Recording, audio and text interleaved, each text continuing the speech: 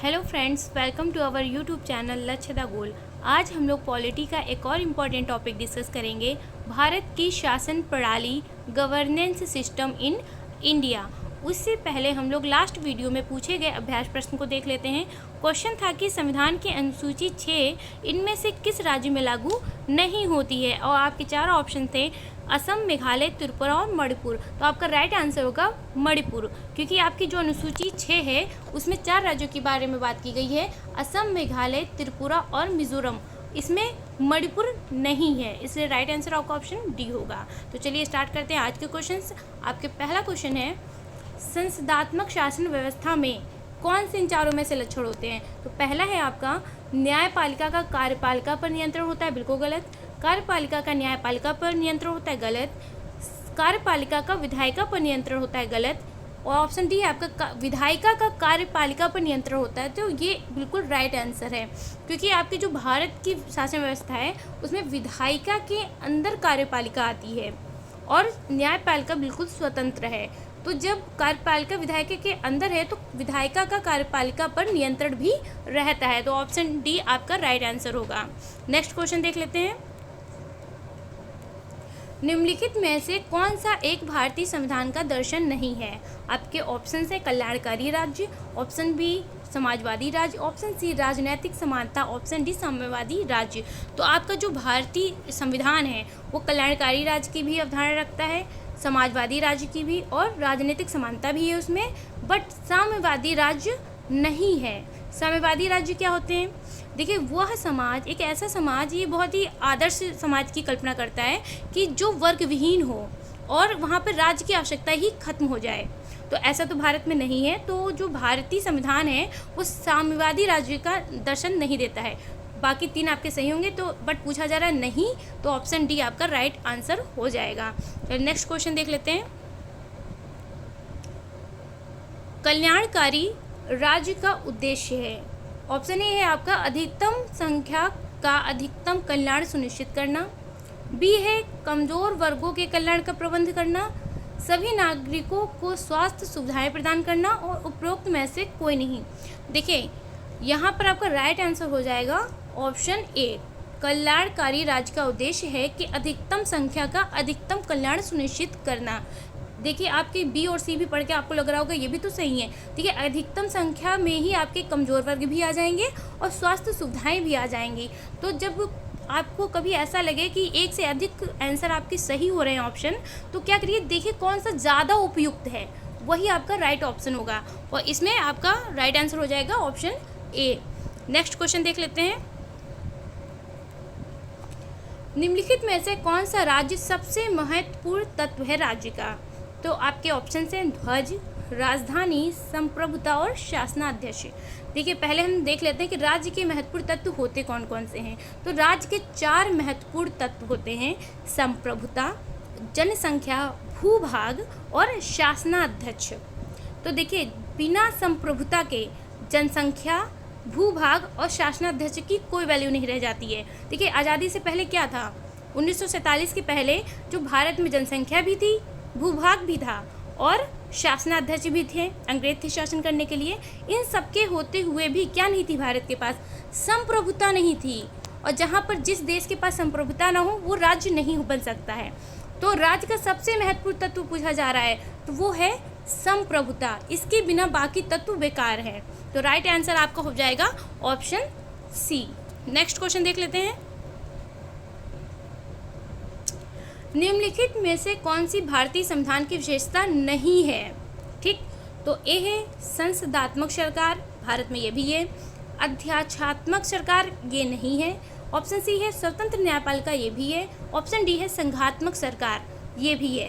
तो option B आपका गलत है, अध्यक्षात्मक सरकार। इसका मीन्स होता है जिस देश में राष्ट्रपति पद्धति की सरकार हो, यानी कि जो सर्वोच्च जो होता है पावर वो किसके पास हो, राष्ट्रपति के पास हो। बट भारत में तो कौन सबसे ज़्यादा पावर किसके पास होती है? प्रधानमंत्री के पास होती है। ठीक, जैसे अमेरिका में सबसे ज़्यादा पावर राष्ट्रपति के पास होती है, तो वहाँ पर अमेरिका में तो है अध्यक्षात्मक सरकार, बट भारत में नहीं है। तो राइट आंसर आपका हो जाएगा बी, ऑप्शन बी आपका राइट आंसर होगा। नेक्स्ट क्वेश्चन देख लेते हैं, भारत में प्रजातंत्र इस तथ्य पर आधारित है कि हमें प्रजातंत्र देखकर बताना है कि कौन सा ऑप्शन प्रजातंत्र के लिए उपयुक्त है। तो संविधान लिखित है, सही बात है, लेकिन ये प्रजातंत्र के लिए कोई इसकी डिफिनेशन नहीं दे रहा है प्रजातंत्र की। ऑप्शन बी है आपका कि यहाँ मौलिक अधिकार प्रदान किए जाते हैं, ये भी सही है, लेकिन ये प्रजातंत्र की डिफिनेशन नहीं दे रहा है। ऑप्शन सी है आपका कि जनता को सरकार को चुनने तथा बदलने का अधिकार है। तो ये बिल्कुल राइट आंसर है, क्योंकि प्रजातंत्र का मीनिंग ही होता है क्या, जहाँ पर प्रजातंत्र हो यानी जनता को सरकार चुनने और बदलने का अधिकार प्राप्त हो। ऑप्शन डी है आपका यहाँ राज्य के नीतिशक तत्व हैं, तो ये प्रजातंत्र की परिभाषा ये भी नहीं देता है। तो आपका राइट आंसर हो जाएगा ऑप्शन सी, जनता को सरकार चुनने तथा बदलने का अधिकार है, यही होता है प्रजातंत्र। ठीक, नेक्स्ट क्वेश्चन देख लेते हैं। भारत की संसदीय प्रणाली एवं ब्रिटेन की संसदीय प्रणाली में अंतर का बिंदु निम्नलिखित में से कौन है। देखिए, भारत और ब्रिटेन की शासन प्रणाली में थोड़ा सा ज़्यादा कॉमन चीज़ें होती हैं, क्योंकि इससे पहले अंग्रेजों का ही शासन था, बट कुछ अंतर है। तो हमें इन चारों में से देख के बताना है कि क्या अंतर है भारत और ब्रिटेन की संसदीय प्रणाली में। तो देखिए, भारत में सामूहिक उत्तरदायित्व भारत में भी है और ब्रिटेन में भी है। न्यायिक समीक्षा, देखिए ये भारत में तो है बट ब्रिटेन में नहीं है। ठीक, और सी है आपका द्विसदनात्मक व्यवस्था, ये भी है, भारत में भी है, ब्रिटेन में भी है। डी है आपका वास्तविक एवं नाम मात्र की कार्यपालिका है, ये भारत में भी है और ब्रिटेन में भी है। इसका राइट आंसर क्या हो जाएगा फिर बी, न्यायिक समीक्षा, ये हमने अमेरिका के संविधान से लिया है, ब्रिटेन से नहीं। ठीक, तो ये दोनों अंतर है ब्रिटेन और भारतीय संसदीय प्रणाली में।